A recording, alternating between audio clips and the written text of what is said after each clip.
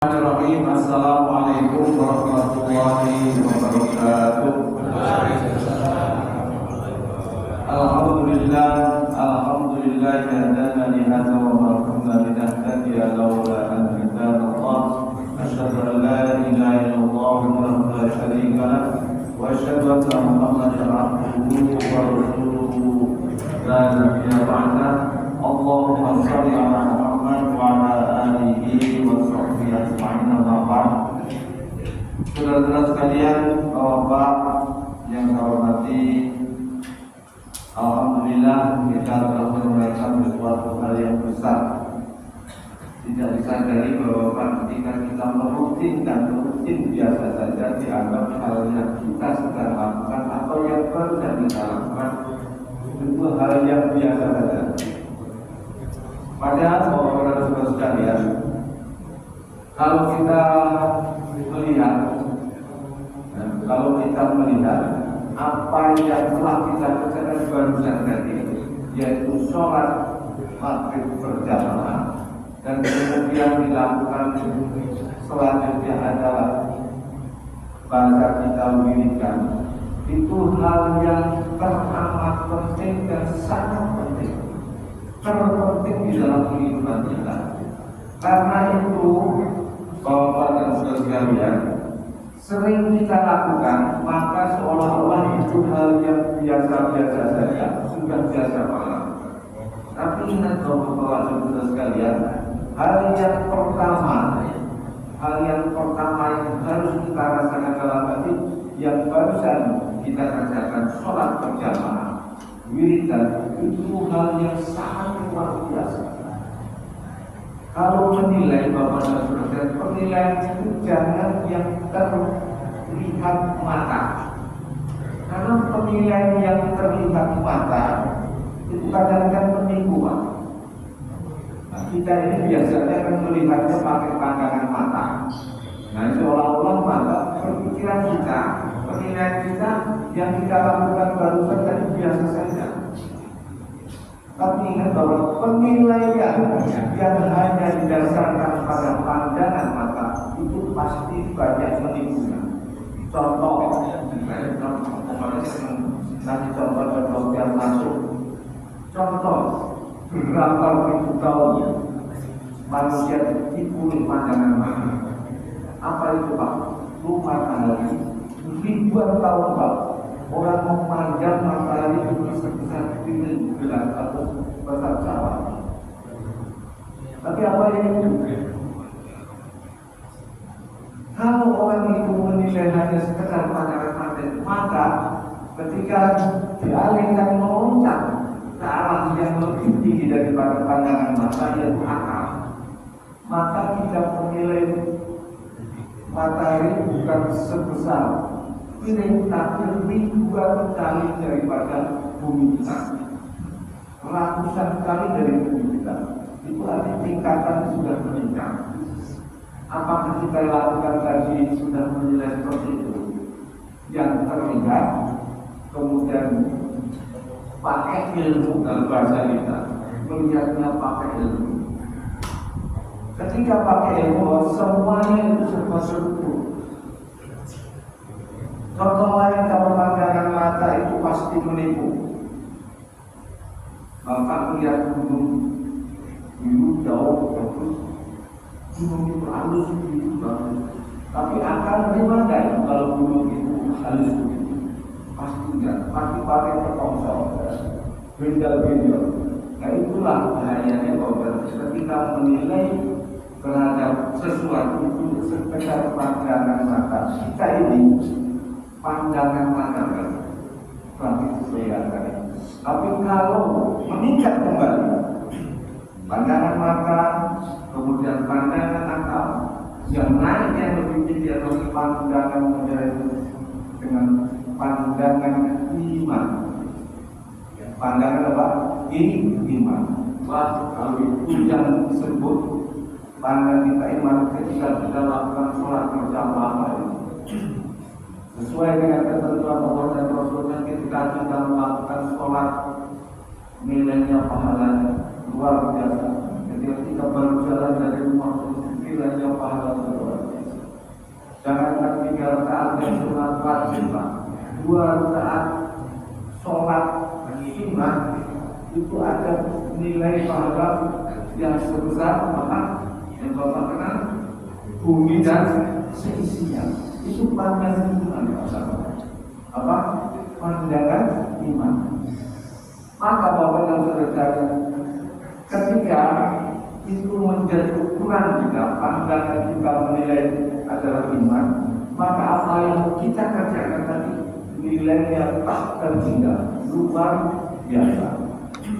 Terkadang Bapak dan saudara sekalian, dalam pandangan akal itu kelihatannya besar sekali. Ternyata ketika dipandang dengan pandangan Allah itu cuma kecil.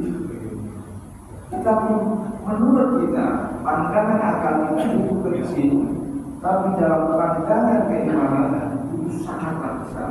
Contohnya seperti itu. Pandangan kita kalau punya mobil punya bos pokoknya, apa sekian miliar tapi besar. Tapi terkadang nanti nilai di akhirat tidak ada apa-apa. Nilainya habisnya karena berbagai hal. Tapi ketika kita melakukan sholat, pandangan itu biasa saja. Kita baca doa yang biasa-biasa saja. Kecil nilainya cuma duduk di masjid dengan takbir. Apa sih susahnya? Duduk di masjid dengan kata dan lepas itu bukannya dari pandangan iman namanya. Maka bersyukurlah bahwa dalam sekalian ketika Allah mentakdirkan menolong kita untuk bisa melakukan apa yang telah kita kerjakan yaitu sholat, rajin berjamaah, kemudian gilir.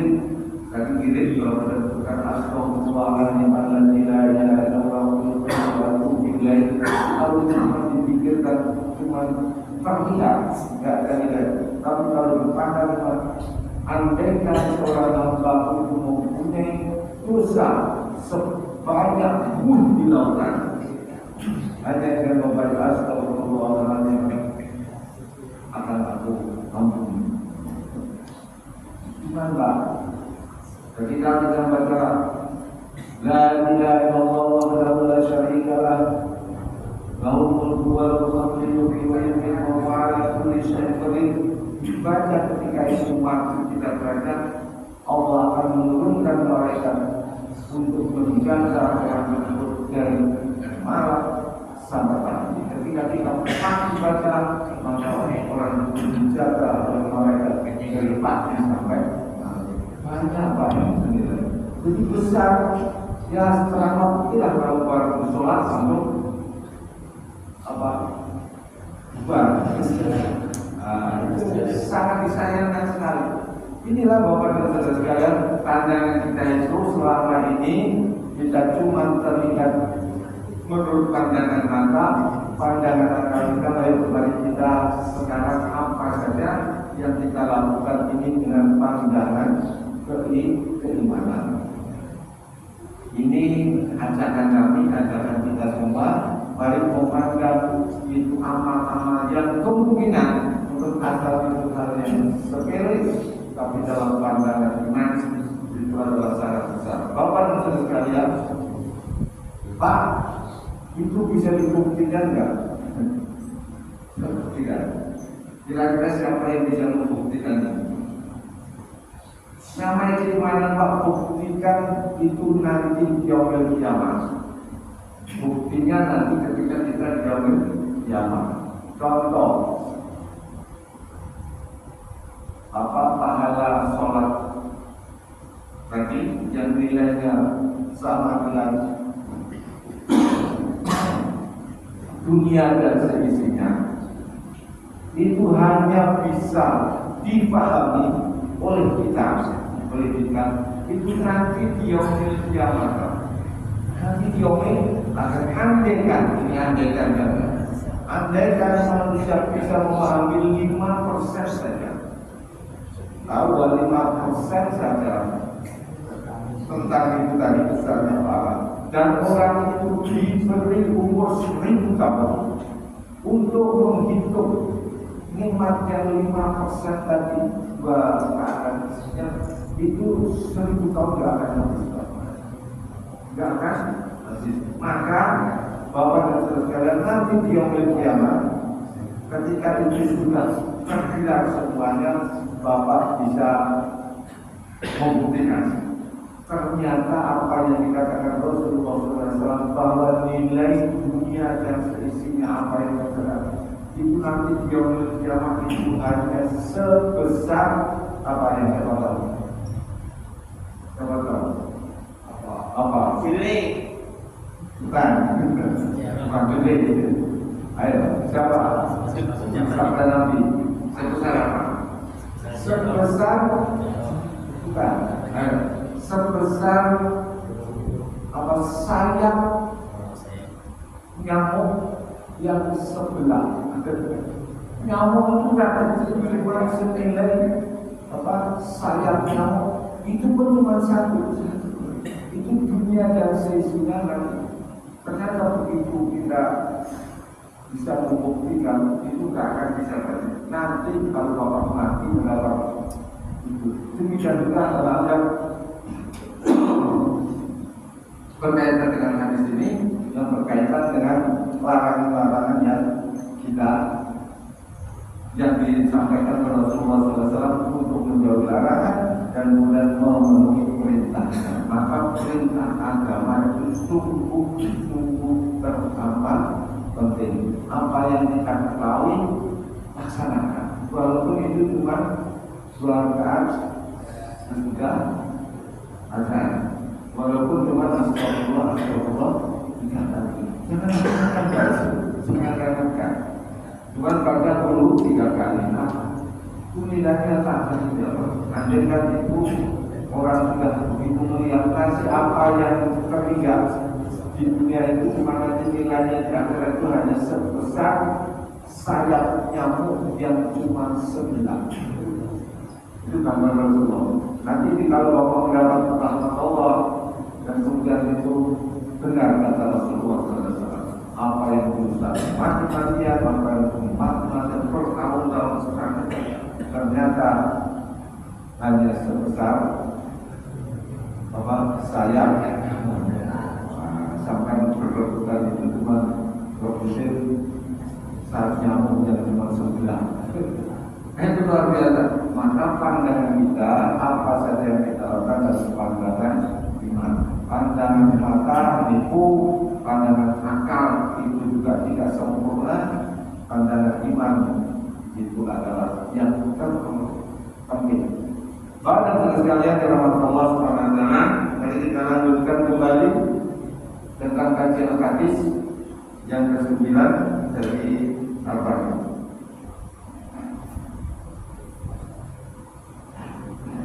Sampai di sini semangat Pak ya, kalau amal walaupun sepele, terus sepele. Kalau banyak orang yang kan ini, bosan banget. Jangan nanti dia orang itu nggak terhingga Pak. Bapak biasakan sholat sebelum fajar itu digambarkan oleh seorang ulama berdasarkan tentang hadis Rasulullah SAW. Andaikan orang tersebut dikasih umur 1000 tahun dan kemudian orang itu cuma diperlihatkan 5%-nya saja, itu nggak akan cukup untuk dihitungkan. Makanya pahala yang sebesar sebanyak bumi dan seisinya. Pak, itu kalau ditunjukkan, bahkan itu sebagian mengatakan andaikan itu ditunjukkan 50%, bukan 1000 tahun yang didapat, langsung mati mendadak. Karena saking gembiranya jantungnya meledak.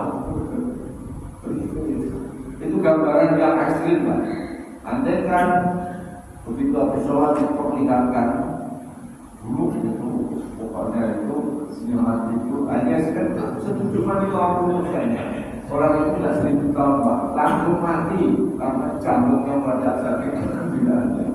Itu gambaran-gambaran yang disampaikan para ulama ketika memberikan betapa besarnya ketika orang melakukan amal agama kemudian dinilaikan, ya, dikomprehensikan dengan apa yang nanti akan diterima, yang berada juga ada akhirnya.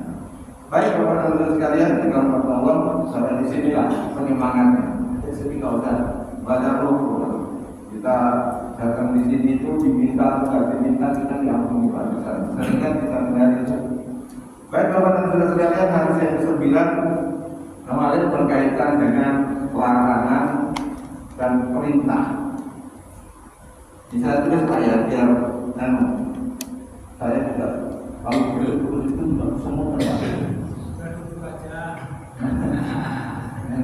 Kebunnya, mau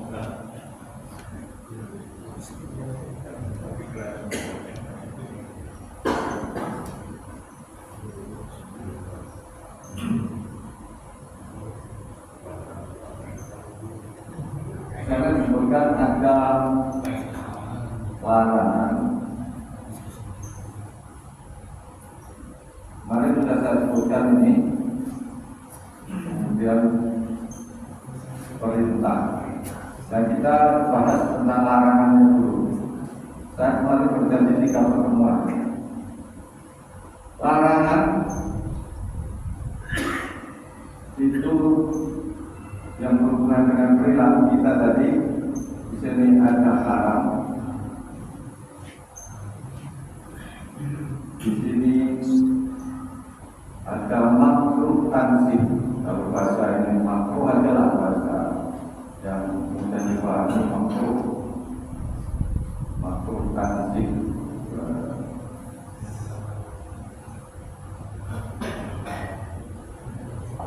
Bapak dan Saudara sekalian, ini berkaitan ketika ada enggak suatu larangan yang kemudian harus dikerjakan, wajib dikerjakan. Dilarang betul Pak, tapi ada ketentuan yang harus dikerjakan. Ketika kapan?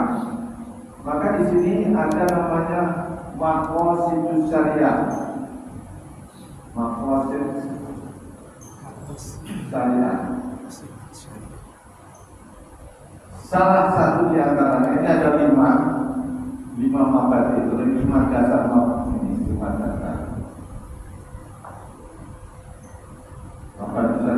Ketika ini berkaitan dengan namanya hifdzun nafs,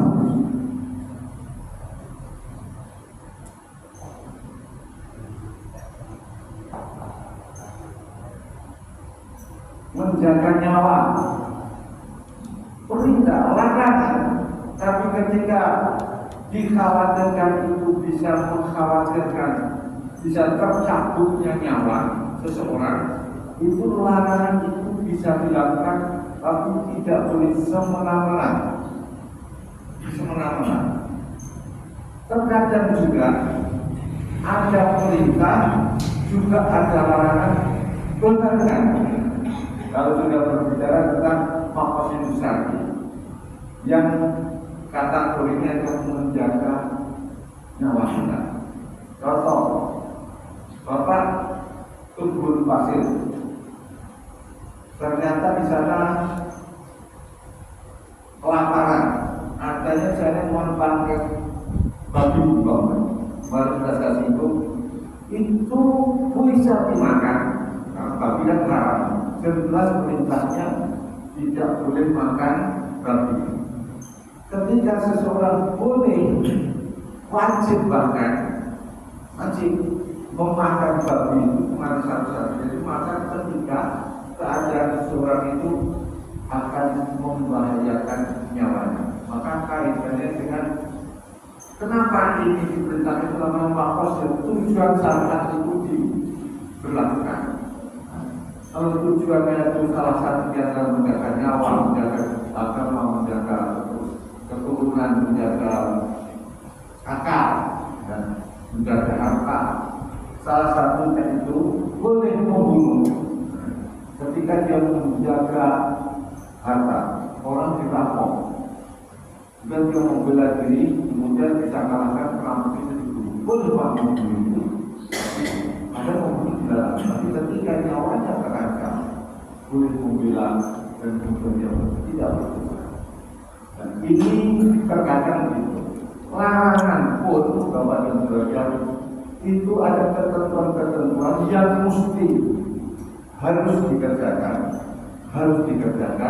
tetapi pengerjaannya itu tidak boleh seenaknya. Ketika dia wajib bekerja, maka dia cukup untuk menghilangkan penyanyiannya agar bisa meneruskan kehidupan. Gak boleh, wah ternyata tak enak, wah kalau begitu saya boleh untuk makan besok lagi. Tidak boleh itu. Kita hanya cukup segitu aja, makan seperlunya. Bapak dan Saudara, terkadang juga ada larangan, tapi juga ada perintah. Nah, ini pernah kita alami dan ini kontak. Bapak ingat waktu COVID, Jumatan itu wajib apa perintah apa larangan? Wajib. Tapi ketika itu ada ketentuan bahwa ada larangan sholat Jumat karena ada bahaya. Yang kemarin ada COVID, kerumunan orang terhindari. Namanya apa kemarin itu apa? Lockdown-nya. Apa kemarin lockdown dan lupa saya. Perintah ada perintah ada larangan. Bila sejalan dan seiring, mana yang didahulukan? Ketika dia membahayakan nyawanya, menularkan penyakit dan lain sebagainya, itu boleh dilakukan selama ada penggantinya. Sholat Jumat bisa diganti sholat Jumat? Bisa. Sholat wajib enggak? Ketika Bapak bepergian, ini Surabaya sholat wajib enggak? Jumatan wajib enggak? Wajib. Ini termasuk pengetahuan apa? Coba, ketika Bapak pergi ke Bandung kemudian Bapak naik mobil jam 10 atau jam 11 dan berangkat, kemudian sampai di perjalanan itu melewati sholat Jumat. Bapak wajib sholat Jumat apa tidak?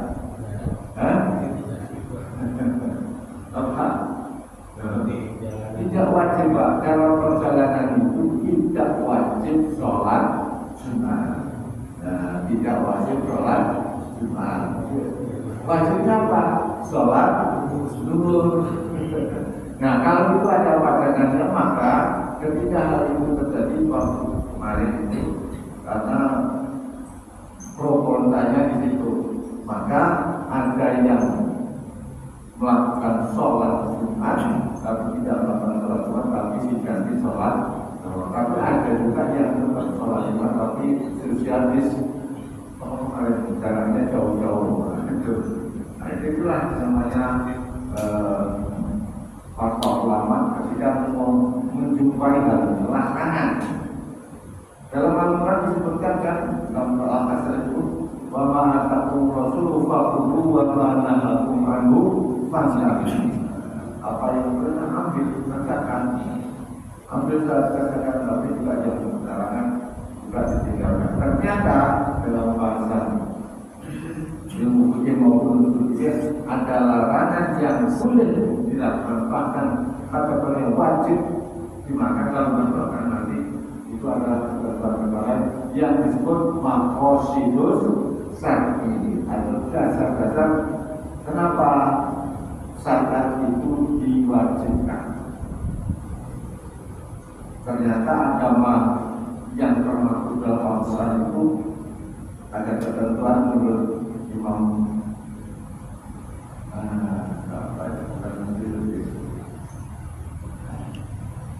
Syatibi, karena Imam Syatibi itu ketentuan zakat itu menjaga akal, menjaga agama, menjaga nyawa, menjaga keturunan, dan menjaga harta. Iman itu boleh apabila itu perintah atau larangan yang kemudian berorientasi atau berpotensi untuk kebalikan dari itu boleh dilakukan. Demikian juga perintah. Perintah ada dua. Ini sudah sampai di sini nanti sudah apa? Pasti ketika ada makosidus tadi pasti ada perubahan, walaupun itu larangan boleh dilakukan, walaupun itu larangan boleh dilakukan. Contoh yang lain, kalau perintah, sama perintah itu ketentuannya adalah apa? Wajib. Wajib. Yang kedua sunnah. Sunnah. Wajib itu ketentuannya tahu kan? Sunnah wajib kan ketentuannya tahu. Ketika itu dihadapkan kepada makosid besar yang lima itu, maka perintah ini boleh ditinggalkan atau diganti atau boleh diganti. Contoh, tentunya semuanya itu ada dalilnya. Nggak usah dalilnya lah, nanti sampai kita bingung. Pokoknya globalnya ada. Contoh, ketika orang sholat harus apa? Sebelum sholat harus wudu. Ternyata wudu itu air nggak ada. Apa wajib wudu? Ternyata wudunya ada, maka diganti dengan tayamum. Tayamum itu sebagai gantinya, sama seperti larangan. Contoh lain, walaupun itu ada dalilnya semua. Kalau dulu ada kisahnya bahwa sebenarnya ketika Nabi Muhammad SAW berpergian dengan Siti Aisyah, dan ini memang kuasa Allah ya, namanya keluarga Nabi dan keluarga Abu Bakar itu luar biasa. Suatu saat Siti Aisyah itu kehilangan kalung, kemudian dia berhenti nyari kalungnya. Dari kalau malam ternyata tidak ketemu.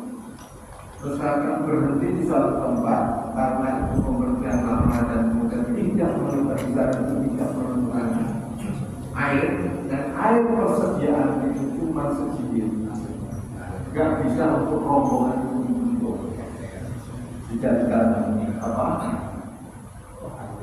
namanya bersuci. Untuk minum saja itu juga berat, maka itu akan membahayakan jiwanya. Karena tidak ada air, kita tahu di Saudi. Maka ketika sudah begitu, di sana kalau ini diceritakan seru juga agar supaya memaklumi dan mengetahui. Ketika itu tidak ada air, Abu Bakar malah mengajak anak. Kamu ini belajar bikin susah Rasulullah saja. Maka ketika rombongan tidak ada turunlah ayat. Ketika tidak kamu menemukan air, maka gantilah dengan air. Jadi itu luar biasa walaupun itu. Nah, sama-sama seperti itu perintah itu ada gantinya, yang cuma juga ada ganti, yang dulu juga ada ganti, perintah. Dua-duanya ini Pak yang luar biasa. Baik perintah maupun larangan ini yang berulang. Titik apa namanya? Titik penjelasan dari hadis itu. Yang namanya larangan itu mudah Pak dilakukan. Ditinggalkan paling mudah. Judi sampai tidur kira-kira bisa judi nggak? Tidur. Bisa judi nggak Pak? Maka mudah sekali meninggalkan larangan, paling mudah. Bapak ngantuk tidur, berarti itu tidurnya meninggalkan diri. Maka kembali kepada pembahasan yang kemarin. Kalau tidurnya itu dalam rangka meninggalkan atau menjauhi diri, maka itu tidak salah. Jadi kalau orang biasa main ini, malah apalagi pakai uang. Nah, itu namanya sudah melakukan. Maka kalau dia meninggalkan itu paling mudah. Sampai dia di rumah tidur, maka itu sudah dapat pahala. Jadi meninggalkan pun kalau ada niat itu dapat pahala. Jadi kalau saya menjaga yang bersuara, orang nganggur kemudian tidur, itu akan mendapat pahala. Kalau dihindari, saya tidak mau ngomongin orang, saya tidak akan maling, saya tidak akan berjudi, tidak meninggal maksiat dan lain. Kalau kemudian dinyatakan tidur 5 tahun tidur pengangguran terdapat pahala. Ini meninggalkan itu nggak ada konsekuensi sama sekali, tapi mendapat pahala. Apa sih susahnya ninggalin? Cuma tidur aja, nggak ada masalah. Ini kesalahan paling semua orang bisa, cuma tinggal niatnya, tinggal niatnya. Paling mudah. Berbeda dengan perintah. Perintah itu pasti ada usaha, pasti ada usaha. Maka lanjutan hadis itu adalah mas tatok tuh. Ini ada catatan dari Rasulullah SAW. Semampu kalian. Ini catatan Rasulullah, jika ada perintah maka kerjakan semampunya. Tapi ketika larangan tidak ada, jangan tinggalkan semampunya. Kapan saja tidak ada. Karena perkara meninggalkan itu hal yang paling mudah dilakukan. Itu ada kebenaran. Tapi yang mengerjakan ini harus ada usaha. Ketika bapak dengan ada melakukan sholat berjamaah, usaha nggak banyak. Usaha harus jalan ke masjid, ada usaha. Ternyata perintahnya itu banyak. Pakai sampai sholat nanti pakai masjid. Nanti ada sholat yang kita, lagi sholat harus itu. Tidak kerjakan semampunya. Sampai rumah masih tidak sempat sholat bagian sholat wajib, dia sesuaikan dengan ketika sudah 50 takbir, itu takbir. Tidak usah wah pak saya harus sholat takbirnya masjid dulu, perintah Rasulullah. Tidak ada. Ya semampunya saja. Ini catatan perintah itu. Perintah itu banyak sekali pak. Sampai kalau ikutin perintah Allah pasti akan mau. Apa-apa ada, semuanya ada.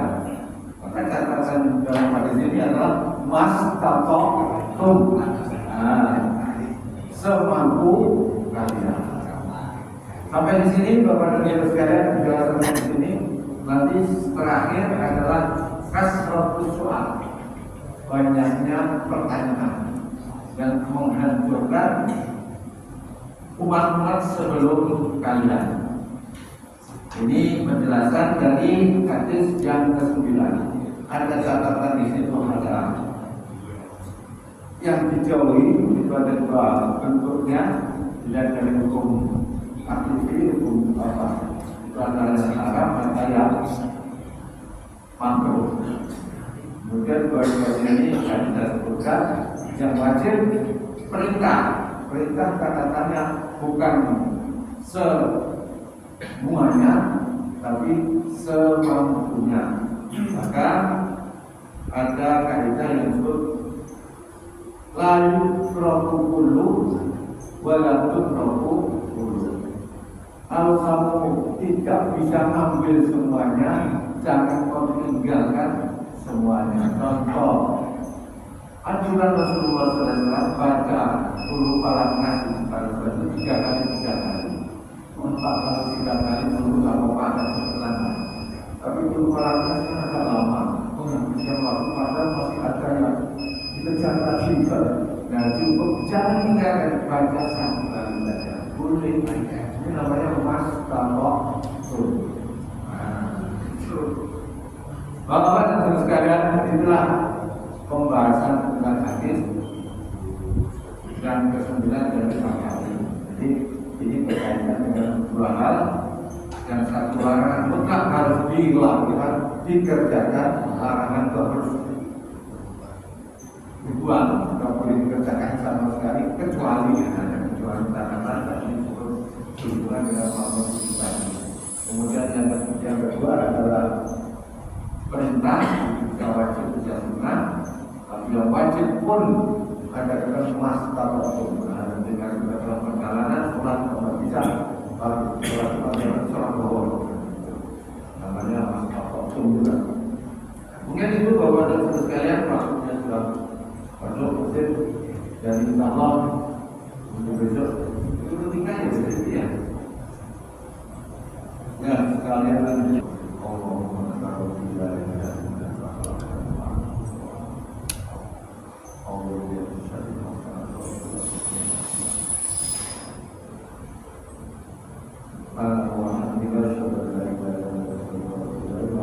Assalamualaikum warahmatullahi wabarakatuh.